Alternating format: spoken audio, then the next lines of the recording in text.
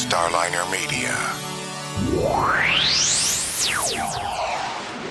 Starliner Media presents Music Night at the Majestic with your host, Michael Boswell.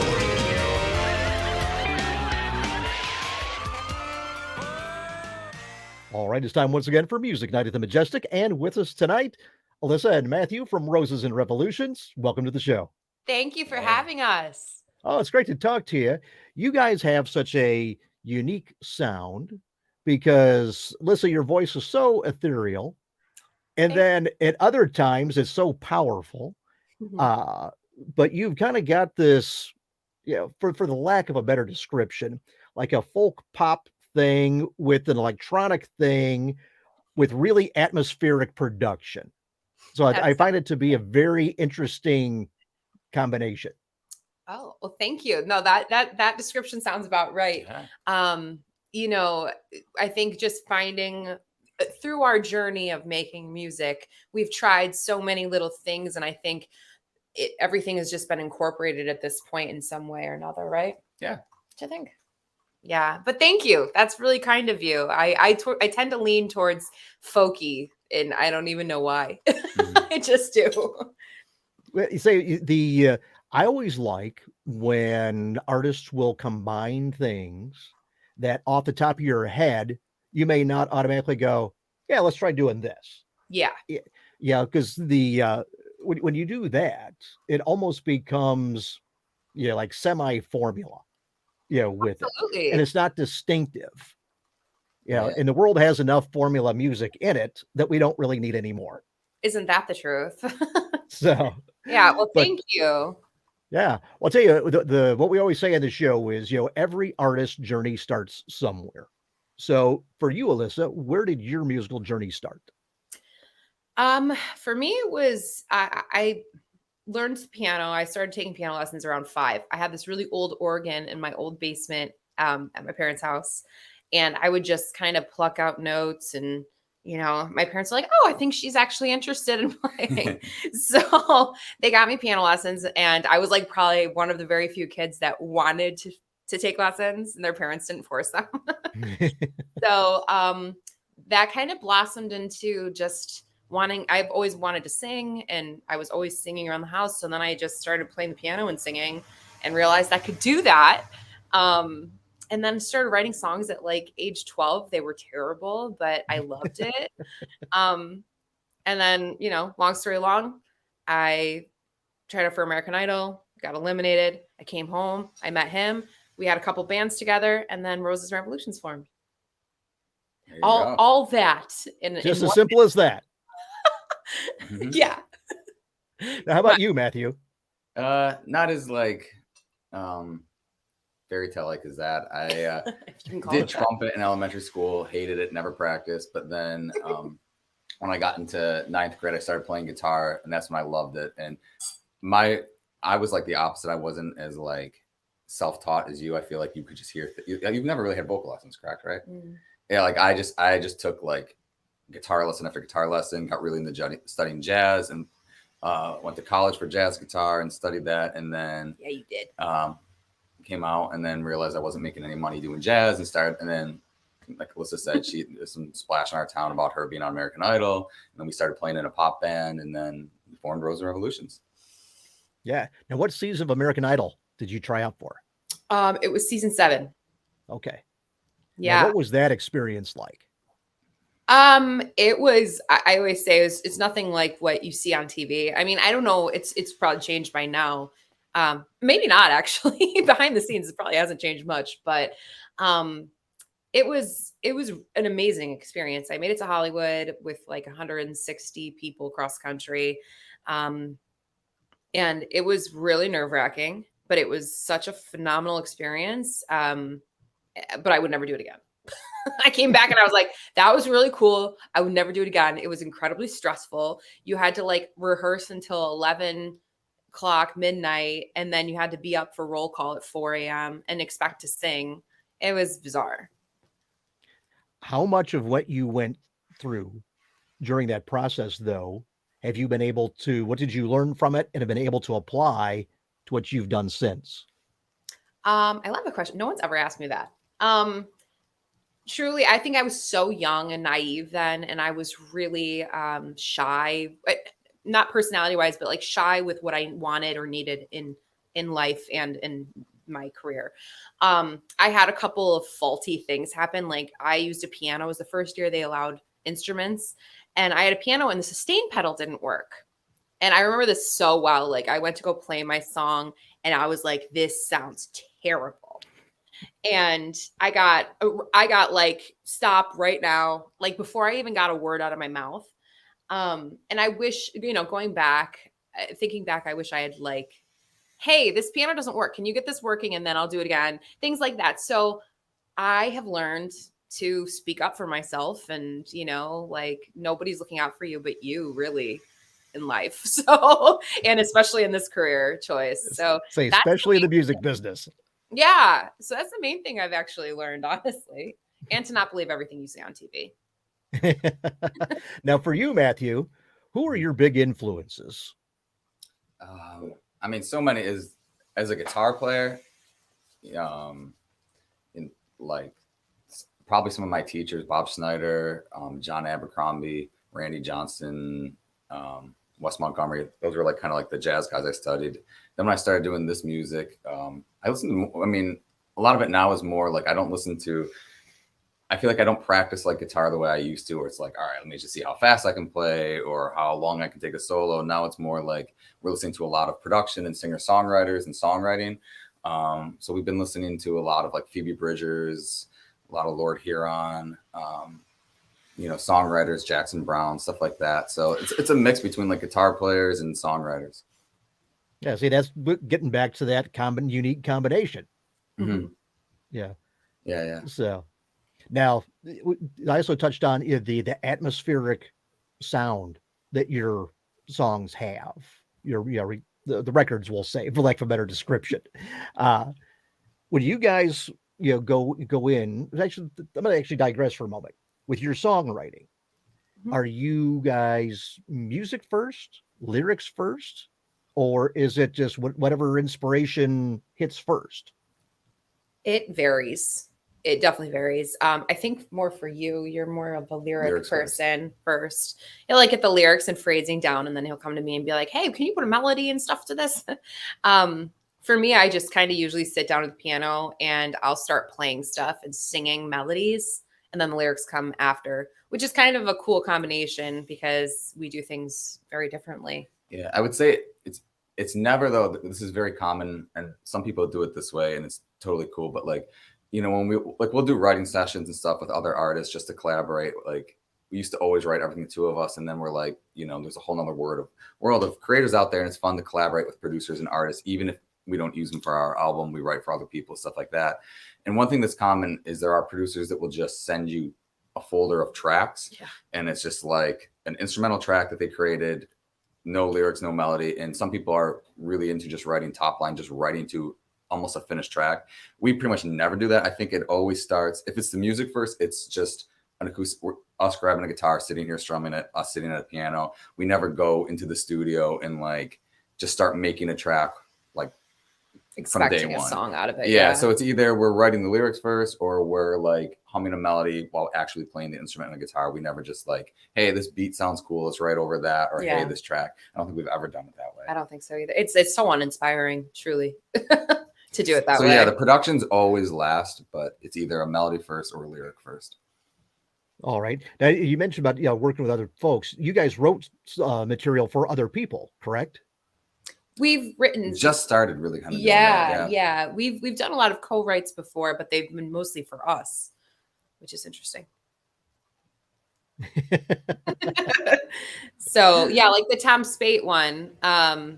Worry, that came out of a writing session, which was like a really solid writing session. That was like one of those ones that just came together so easily and comfortably, and right? Yeah. Don't you think? Yeah, I like that one. We did this one session. We wrote a Christmas song with this artist, Lily Kershaw, who's awesome. Oh, she's so good. Hopefully she'll release that. Yeah. I love writing Christmas music. Yeah. Tell me this. Do you remember when you first started writing together? Mm-hmm. The first song where, because I mean, everybody, you start writing songs, you think it's have something good, and then you go like, yeah, you know what? Let's move on to the next one. Yeah. What was the first one that you did where, once you were, done with it, or you got, almost, where you looked at each other and said, you know what? This is good. We got something here. Do you remember what song that was? I don't know if we've written it yet. Are you kidding, Matt? I mean, so I think like for us, like I was definitely a guitar player first. I mean, and I think like when we started playing in bands, we were like, we want to do original music. We don't want to do covers. So we just like we were the only ones in the band that wanted to do that. So we would just write, and it wasn't always great. There was some, but I feel like what we got in the rhythm of doing is you have to get in the habit of finishing. Yes. And like early on, we would, you would dwell on a song, keep fine tuning it, and it's just like you would spend forever trying to tweak and get it perfect. When even though the bones weren't that great anyway, so it's just like once we got in the habit of like, all right, let's finish the song. I mean, obviously don't rush it, but like give it enough time. And if this is as good as it's going to be, that was that song. Maybe we don't put it out. Yeah. Sometimes we did. We have taken those songs down. But it's just like, I think once you get in the habit of finishing a song over, everything you start, try to finish it. You eventually get to, you keep getting better. I would say The Pines is probably the first one that we were like both really excited about. Yeah, that one was like I think the earliest song on our like this like on all of our like Spotify and Apple Music, that the earliest one that we wrote that's still up. So actually, you're right about that. Yeah, I mean, it is our like. We had some other songs out, but when we signed to a label, they all got wiped. They were kind of like, But I think The Pines is probably the earliest song that's still out that we still play. And that's the song that really got you guys notice. Yeah, which is so cool because it was a very out of the box song for us. Leading up to that point, we were writing I feel like it was very pop heavy. Don't you think? We were writing very pop heavy. And that was like the first song that was really strange, like didn't really have a chorus. It's just a more abstract song. And I remember Matt showing it to me. He had these lyrics. It was like a poem. And he shows me, he's like, I think this is really cool. And I remember I was on a trip to Florida with my mom. I came home and I was like, I don't get it. Like, that was my initial reaction. I just wasn't open about it. And then we started messing around with it. And it was kind of more of like almost like a chanty, like seance-y type thing, which was kind of cool and just different for us. And then getting in the studio, that's when that song came alive for us. That's for me anyways. That's when I finally felt like, oh my God, this is actually really cool. And I could see people clinging to this, So yeah, The Pines. Well, tell me this. You mentioned like, in the studio with it. How much did the song change from when you walked in the door to record it and by the time you were done? Ooh, gosh, I don't know. I'm trying to think back. We played it. At that point, we had a couple dates with this band from Iceland called Kaleo. And they're an awesome band, and we were opening for them, and we were playing an acoustic version of that live. And we remember like the audience was, the audience didn't know who we were as the opening band, but they were responding to that song in particular. So like, all right, we got to record it. Yeah. So I think we just wrote it on acoustic guitar and piano. And we were listening to this band called Oh Wonder quite a bit at that time. And they would kind of like make the foundation of songs, instead of it being like an instrument, they would layer vocals to be almost the pad. So that was kind of the idea of like, let's just start it off with the ha's, but instead of doing that like quarter note pulse on a keyboard, I think we did eventually double on piano. Yeah, it was just Alyssa's voice. So that became like a nucleus of the song. I think going in the studio, we knew it, like we wanted to be that sound, and I think that was like one of the few songs at that point we just started working with this one guy in Rochester, Sam, who had a studio. And I think it was like one of the first songs that we went in there with like a real clear direction of how we wanted it to sound. And I think it came out pretty close. Yeah, it did come up. Which is weird because usually your question would be like, oh my God, I changed so much. But that song in particular, I feel like we just had it in our heads based on those live shows, how we wanted to do it. But usually things change drastically, as you know, I'm sure. I think the only part now the video for that, for the Pines. Yeah. How did you, what was the come up with the concept and the shooting and everything? Go ahead, Matt. So that was basically us not signed to anything, funding everything ourselves. We put the song out, and like Alyssa said before this, we had been talking to people, like different managers and stuff like that, and everybody was giving us advice. You should do a country song like this, and you should do a pop song like that. Everybody was giving us advice, but nobody was committing, and so we were kind of like being pulled in all these directions. We did that song just on our own, put it out on our own on like DistroKid or TuneCore, I forgot what it was. Yeah. And I remember we were out for a walk, and we started waking up to like messages that it was on New Music Friday Canada Spotify, which is like a very coveted playlist. And then it rose on Canada's viral chart. So like I think it went up to like the second song in the country in Canada, which is funny. And so then we started like getting, I mean, not like we weren't like getting massive offers from every label, but for an indie band, like to have all of a sudden people contacting you, we're like, this is cool. And so we literally at that point we're like, we need to put something up. Music video. We need to put something out so people that are hearing it on some of the indie radio stations playing it or Spotify, there's like a place on YouTube where everybody can comment. So we literally just collected our parents, our friends, and went to like a Halloween Party City like a Halloween or some store. shit. I don't know. And we were like, let's just make the weirdest David Lynch like thing we can do that makes no sense. But we bribed them with pizza and beer. That's all. I did it on iMovie, and we were just like, let's just make something that is kind of chaotic like the song and weird, and in the woods, in the pines, in the pine, right? Exactly. Yeah, that was it. Do you remember what the total budget was, including pizza and beer? Yeah. Yeah, it was probably with the camera mask. rental and the masks. What do you think? Like $500? Oh, less than that. You think? Yeah, I think like $200. Yeah. Oh dang! All right. Well, then no, we don't know. Which is honestly like we are at a point that like even this EP, like it's so funny to see bands still spend so much money on music videos, and it's just like some of the best music videos nowadays, even like huge bands, they just film on their phone, and it's just like I don't know. I know. Yeah, some people, I can't imagine the budgets for some music videos. Ooh.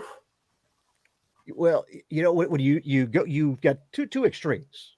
You've got on one end, you've got something like November Rain, where I forget what the budget was. Now, granted, it get like 1 billion views or whatever it is. Obviously it's a well done video.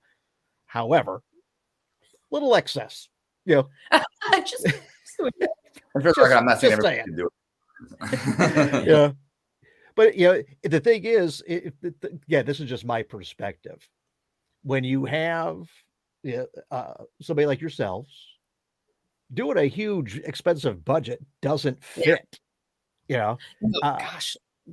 It just comes across as disingenuous if you were to have done that, because now it looks like, okay, you're the latest project for a major label, and they're pumping all this money into you, as opposed to the keeping it real, for lack of a better description. Yeah, like what that did. So I mean, it fits the whole indie vibe. Well, thank you. Yeah, no, and it was really fun, and it only took a day. It wasn't like a full weekend or a whole week or whatever, however long it takes. It wasn't a minute. We need people who could creep out behind trees on the first take. Honestly, like I said, it was the beer. No, I'm just joking. We had like get them drunk enough, they'll do anything we ask. Anything. And it was like a perfect fall night. I remember it was so wild. There was like a full moon and everything. I was like, this is awesome. That worked out. Well, I'll tell you, for the time that you did that, it was roughly 2 years from when the EP that it was featured on came out, correct? Yes. Yeah, you're right. So now with that, I know, on YouTube, Big Bad Wolf is up, and some other tracks. What was it like going in to record the songs that were on that EP? It was, so after The Pines came out, we signed to a label, and it was just a whole new world for us. Like you felt inspired, because sometimes before this, like you're making endless music, but in the back of your head, you're always wondering, like, will anybody ever hear it or care? And still, even with the label, there's no guarantee the same thing, but like you have a little bit more reassurance. Like, all right, I'm making this, I'm turning it in this. We're going to hand it over to someone. They're going to do something with it, whether it's just a little bit or a big thing. So we were kind of very energized going into that. We wrote a ton of songs. We also had a little bit of a budget to that first EP. We worked with a different producer on almost every track.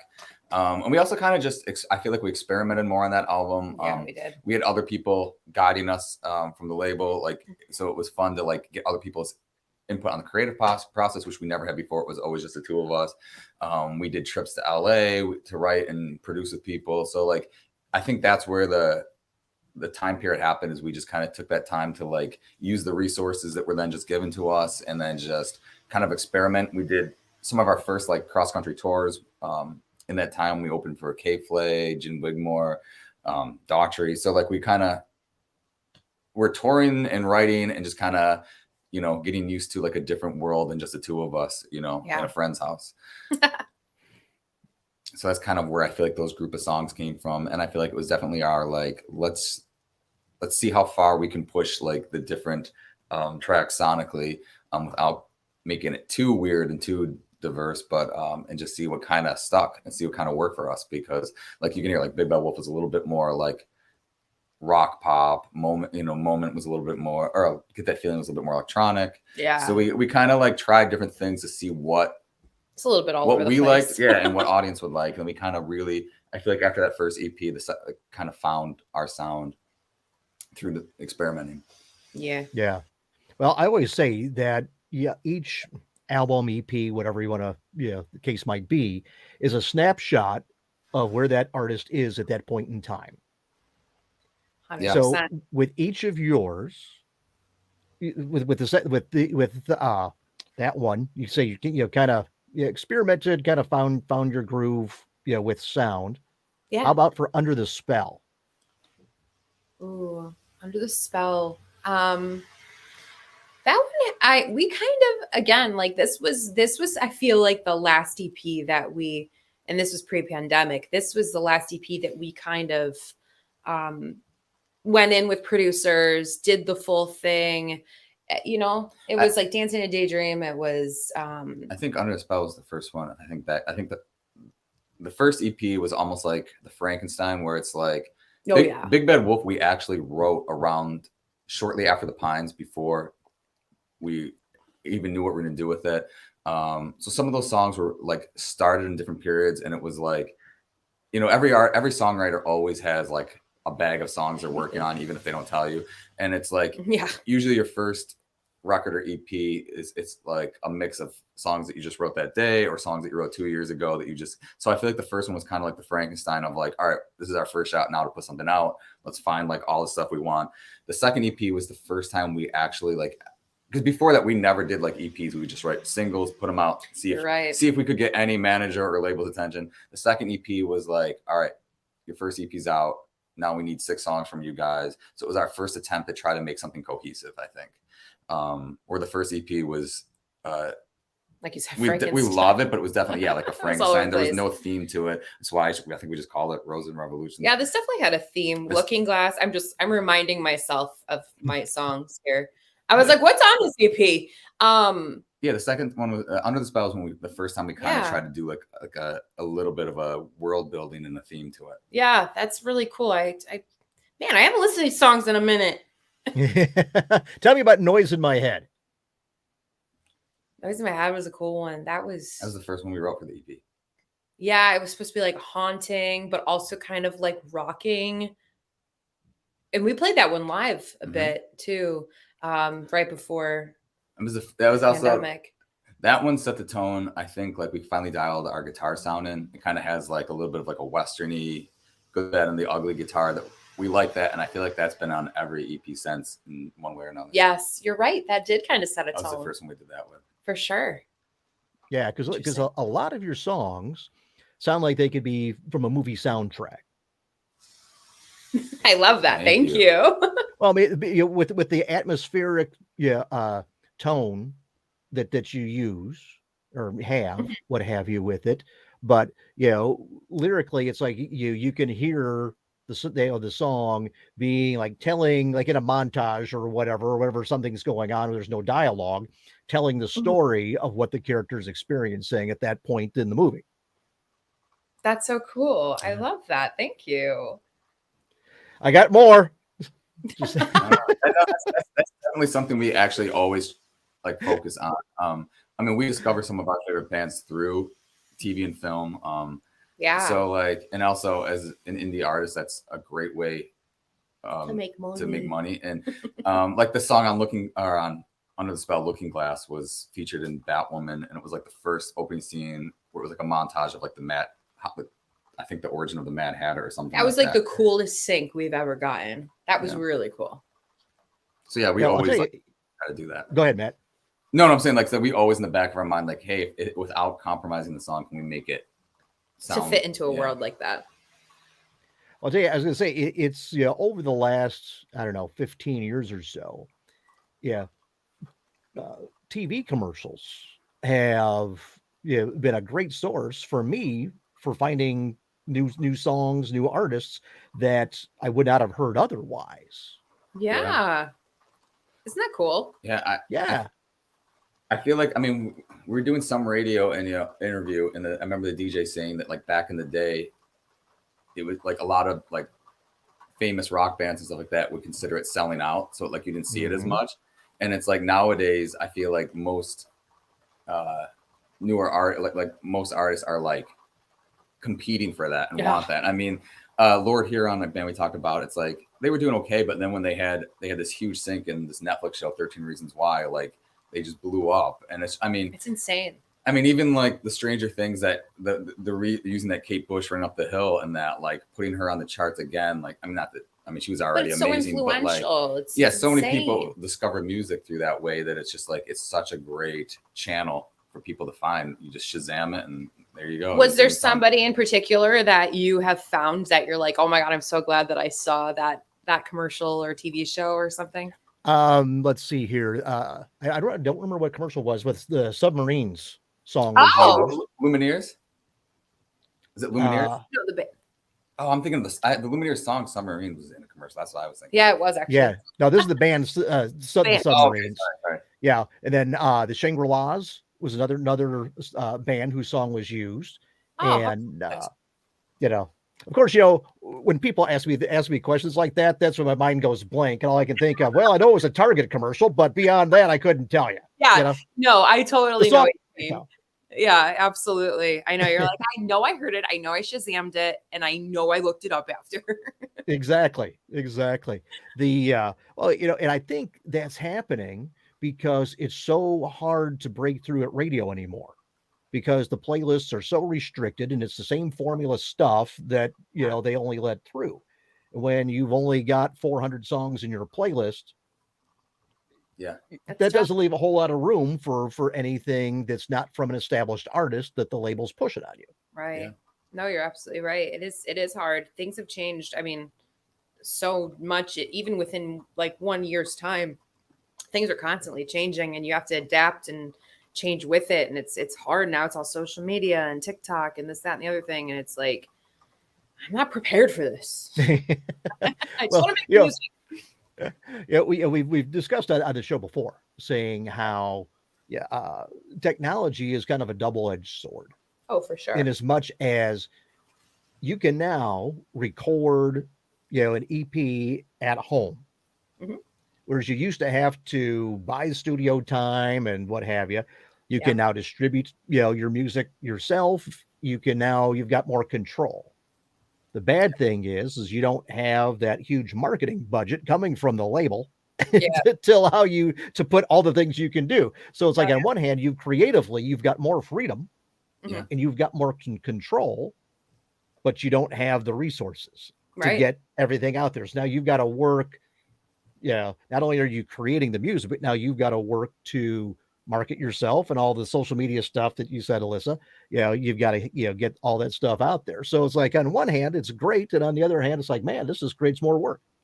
For sure. You're constantly, I mean, that's the thing. Like, I feel like if you're self-employed in general, you're working all the time, but as musicians or in the arts, you're working all the time. Yeah, exactly. Well, tell you what, let's talk about the new EP. Yeah. Yes. We're really excited about it. I can't wait for everyone to hear this batch of songs. Yeah. Well, some of them are already out, but the rest of them. Well, the ones that are out, let's start with those. Matt, Yeah. you picked the first one to discuss.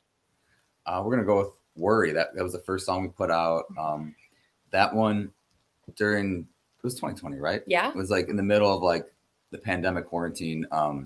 Network, our label, they have artists pretty much on every continent, I think, which is kind of cool. So they did this really cool thing where artists that had their own studios and set up at home, which we do, they would set you up with another artist on the label, but in a different country, and just as a writing session, just a meet and greet. And one of ours was with Tom, and he was in London. So we did a quick session. He was just in his little flat, and we were in our little studio, and we just put 2 acoustic guitars up to the Zoom, and we kind of like, we had like an idea for the song, but never really like developed it. And he jumped right on it and helped with the chorus. And it just happened very fast. We just kept bouncing versions back over email. And then we sent it to, a version of the label, and they were supportive. And like, let's put this out. So that became like the first song that came out in the EP. And it was just we love the duet between Tom and Alyssa's voice together. Mm-hmm. That was the first song I feel like that's kind of like kicked off the rest of the ones that came after. Yeah, well, I'll tell you, Matt, you mentioned duets. Mm-hmm. Bright Side of Me. The first time I heard that, it made me want to hear a duet of you with Kim Ritchie. I don't know if you're familiar with Kim at all, but she'd also pull up on YouTube, pull up the track Didn't Die from her album Glimmer. And, I think your voices would just blend terrifically. But she's also got that folk pop country thing that she does. But when I heard that, I thought, man, it'd be great to hear you guys duet on Bright Side of Me. I'm going to jot this down because I want to hear. We love doing Richie. it, having different singers come on. And Didn't Die, you said, right? Yeah, Cool. Didn't I? Yep. From her album Glimmer. So got it. I'm going to listen to it. That's so cool. Yeah, she's got and a wonderful collection of music. So, but now since I mentioned Bright Side of Me, tell us about that one. Bright Side of Me was actually an interesting one, and it kind of goes back to what we were just talking about a little bit ago. Writing for sync, we usually don't release things that we write for sync. This one we wrote as a brief for a movie about 2 sick kids that are in hospital together and they have to stay far apart. So it was basically like we wrote this song kind of trying to embody what that would feel like to be living in a hospital pretty much. We had like the scene description. Yeah. And like roaming the halls but still trying to stay positive. So that song, we wrote it for that, but then it kind of transformed into this song of positivity that was actually really touching to us that we just wanted to get out there. It didn't get in the movie, by the way. It wasn't in the movie. It didn't get in there, but that's okay. Their loss is your gain. Exactly. So yeah, that was a little bit of a different one for us, but really happy that it made it onto the EP. Yeah. Now, was it Matt? You mentioned about recording at home. Mm-hmm. Alyssa, you were part of the Recording Academy's Reimagine at Home. Yes. Series. How did that come about? Our wonderful publicist, John. No, that was like such a huge honor to be, asked by the Grammys to do like, it was actually really cool. They gave us like a list of songs. They're like, pick your favorites, top 5 or whatever. And then they'd pick from there. And I've always been such a fan of Chandelier by Sia. I think that song is like one of the most beautifully written songs. And stripped down, I like it even more just because you really get to the melodies are insane on that song. And as a singer, it's like such a challenge, but in the best way. I love it. So yeah, that was an honor for sure. And then we did it's like an indie band. I mean, when we post, it's, we're like pretty indie and underground, but they the Grammys Instagram has like, I forget how many million followers. Yeah, ridiculous. And they did a thing on Instagram where they do like a joint post. So they post it, but it connects to you. And so we left our notifications on. So for like one day, we felt like, you know, a famous person where your phone just would where you have to turn off your notifications. And then our next post without the Grammys was just back to like it's back to like yeah. mom and dad. But it gave you that taste. Yes. A little bit. Yeah. Yeah. So funny. That's where you got to questioning. Okay, is this to inspire or just to taunt me? Yeah, a little bit of both. I'm pretty. That's all right. Are you guys going to be touring? We have one date here. Festival next week. A festival here in Rochester, New York, and it's right before our EP release. So we're going to play some new songs. And other than that, though, we're just sitting writing a lot of new music. So. Probably in the new year now. Yeah, we'll probably have some dates in the new year. We're excited to, get out there and play these new songs for people. Yeah, well, hopefully you come through the Chicago area. Yeah, I hope so. So, you do? We'll have to come out and catch you guys. Sounds good. Then we'll go get some pizza after. There you go. Do I have to be in a video though? No, that's beer too. But yes, you do. All right. I'll tell you what, on that note, we'll wrap this one up. Alyssa, Matt, I want to thank you for joining us here on the show. Thank you, Michael. Thank you. All right, everybody. Thank you for watching. Everybody, have a good night. This has been Music Night at the Majestic with Michael Boswell. If you enjoyed this edition of Music Night at the Majestic, follow us on Facebook, YouTube, Twitter, Instagram, and at musicnight.net. Music Night at the Majestic is a copyright production of Starliner Media. Any use of the accounts and descriptions of this program, its audio or visual content, without the express written consent of Starliner Media is prohibited. Thank you for joining us this evening. We'll see you next time for Music Night at the Majestic. This is your announcer speaking.